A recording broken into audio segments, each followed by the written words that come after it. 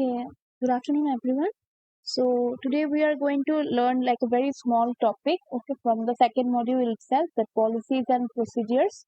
But we'll be learning only something IT governance mechanisms today.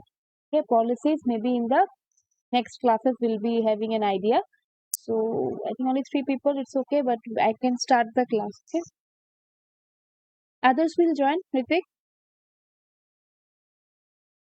others will join. Ma'am actually recently class खत्म हुआ है तो ma'am अभी join कर देंगे वो लोग। अच्छा ठीक है ठीक.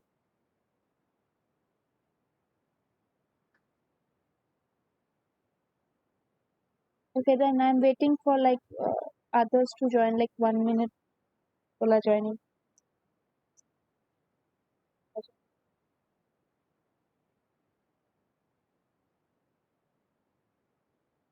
Okay, let me start then. Share the screen.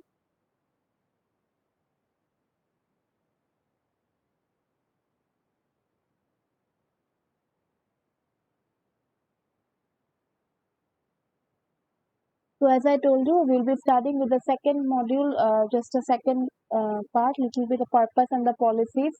So as we know, these policies are very important for any organization, the privacy and policy framework, because they help any organization to like work in a structural manner. And it also helps because for every company, the policies are different, and that's policies for the IT governance are very important feature because that helps the team how they should work, how the IT team should work, and these are the things are falls under the policy. So today we are going to study about the IT governance mechanisms. So these are the like mechanism questions are there. Okay. So first is, what is the purpose of the IT governance?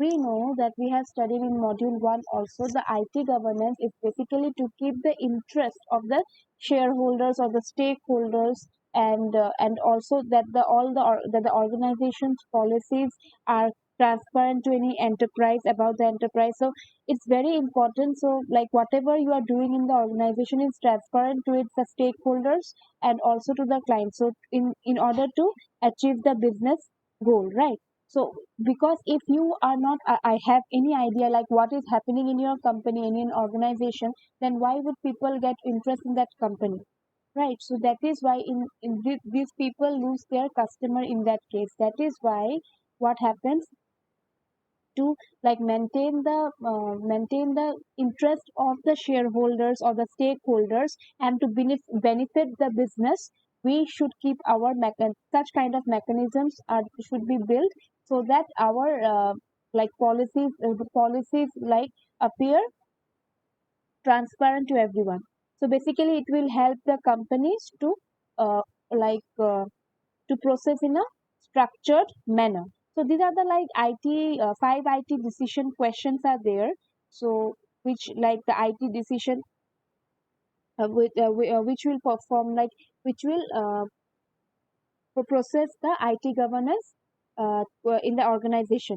So first is, what are the rules? What are the IT principles that guide the role of IT in business? Obviously, you need to think about the roles of the IT, like who are the users, who will be the users, who like there will be different teams will be there. So what are the teams they are like? What are the team members are doing? Who will be doing what, right? So and also the what are the IT architectural decision for the choice of technology, know-how, and usage. See, for any project also, you need to decide which language. See, we have studied about the architecture diagram. So we also should know, like based on your project, what kind of architecture do you want to follow? Would you like to go for agile or spiral? So this kind of models, various architecture or like modular programming, lots of things are there. And based on your program, like architecture, we should think about the languages also, where we should which must be used in your program. So all these decisions needs to be taken. Then obviously IT infrastructure that the company needs for delivering its services. See, any company, like any company or leave about, if you want to build any software, you need the particular infrastructure, right? You are like you are learning now, you're in MCA, and if you don't have the proper infrastructure to go for, like computer labs are not proper, then your softwares are not installed in your laptop or something, then you won't be able to learn. If you are learning Java and the NetBeans anything is not present in your laptop, then how will you learn it, right? So similarly for any for anything you learn, whether it be simply MySQL, for that also you need to have some architecture present, right? So software install for it, like then what are the business application requirements for each of this project? So obviously what are the requirements when you go for any simple project also, you have to think about what will be the requirement from the business, how much cost should be involved in this purpose, and also like a lot of things are like whether in how much duration will it be completed, what are the additional resources, how many persons you will be needed, so all these things, business application requirements are found. And then decisions regarding IT prioritization. So every project, as we know, that it's divided into separate modules, or because any company, whether you take any big company like IBM, so they have lots of projects, so they have to think which project takes a priority.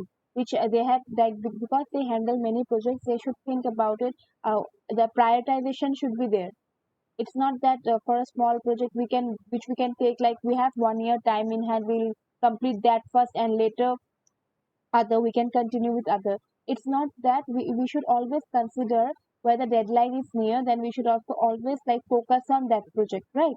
The big projects one. So these were the five types of IT decision that needs to be taken. Now, a person named this Peter Weiss, basically this person in his book classified the IT governance mechanism into three broad categories. So I have just drawn this using the block diagram.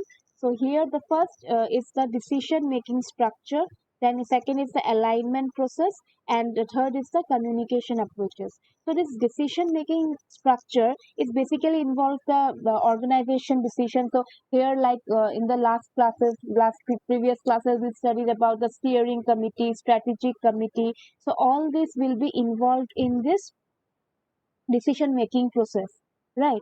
And the alignment process basically will involve the reporting daily task and reporting to the head. Like we had the team leaders who will like give works to the lower peoples, like the coders or something, and they will inform whatever report they get, they will serve as a middleman. They will tell to the this one I mean the board members and everything. That means the communication should be there, but basically the exception handling, how it should be handled, and this all these policies are taken care in the alignment processes. Now last one is the communication approach. Basically this will cover all the approaches adopted by the senior management. Okay, basic to spread like what are the approaches have been taken to the organization to the lower level, the IT governance. So basically, it will include all the training programs. So whenever I said like whenever you join any companies like Infosys, you will have 3 months training. TCS also you will have 1 month training. Training. Then you have Amazon, you will have 1 month training. So these things are given so that you get equipped with the infrastructure, with the systems. So that is why we go for this communication approaches. So here we have just mentioned all the decision making structures, alignment processes, and what are the things it's required. So here you can see that in decision making structure, all the like business IT relationship managers, IT leadership committee composed of IT executives, IT council composed of business and IT executives, executives of senior management committee, process teams with IT members, architecture committee, capital approval committee, like business IT relationship managers. These are the persons who take the decision making structure. They are involved in the decision making structure. Next, we have the alignment processes. Who takes care of it? I don't like tracking of the all the IT projects, and there is basically you can think of the team leaders in an companies. Okay, any project. So basically they track the IT projects and resource consume service level like agreement. So service level agreement is something you can think of that is made between the client and the organization. Suppose you can think, okay, some cloud service provider is there. Okay, so they want like what are the cloud service provider and your company, they want to have a deal that we want to buy, like we want to use this we want to have a private cloud. So these are the things. What are the things you can be done in the cloud? How much will it be cost? Everything will be written in the service level agreement. Like we have, no, we cannot compare it with the SMS, but you can think like this is an agreement which is made verified by the both the uh, client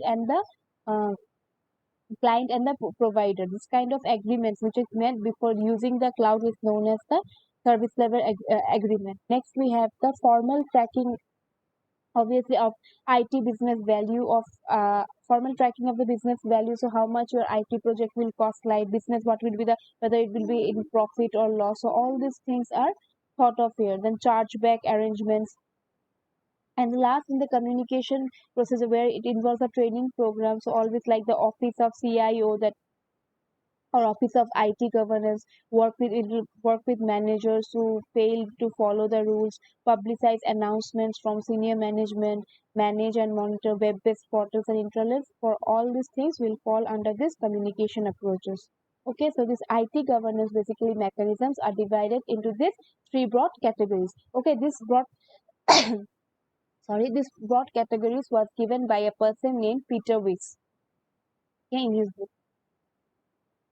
Now, this is the policies and like procedures in governance. So you can see that what is the purpose of it. Basically, it tells the policy and procedures. It will tell how activities are performed in a functional area. Then, obviously, we know that the privacy of anything, privacy of a single individual or any organization is very important, right? So privacy is very important, and so is IT policies. Again, then basically a framework that allows the policies and procedures of a company to be structured in a logical manner is a like policy framework. Then policies are basically what are no building blocks for the governance, good governance, and policies. Actually, this should be given in bullets, but they have written in some boxes, so it's okay. So policies are required to cover the aspect of the internal control system of the organization to abide by the legal and the business requirements. So this was all about the policies and procedures, why we require it.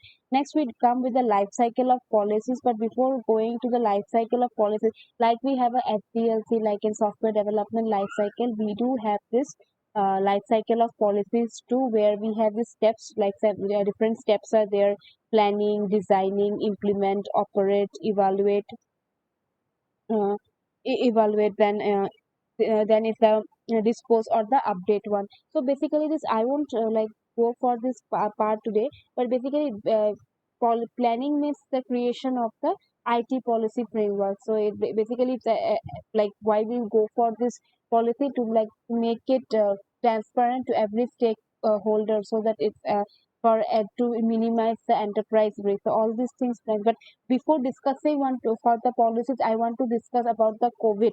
Okay, so we have to rearrange it. So just a small topic I want to discuss, because this your subjects is very only 4 modules, and we are towards the end of the second module. So that is why I'm just taking short, small topics. I just wanted to discuss today the IT governance mechanism only.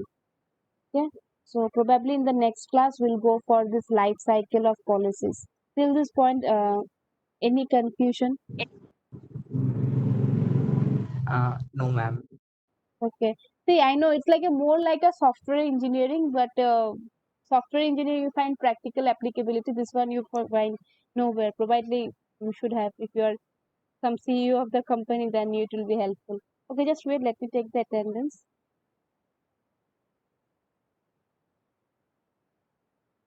Okay. 8 people. Okay. Thank you, everyone. We'll meet in the next class. It was a really short session, but what to do? Next class we'll discuss. Okay. Now you can enjoy. Okay. Thank you, everyone. Thank you, ma'am.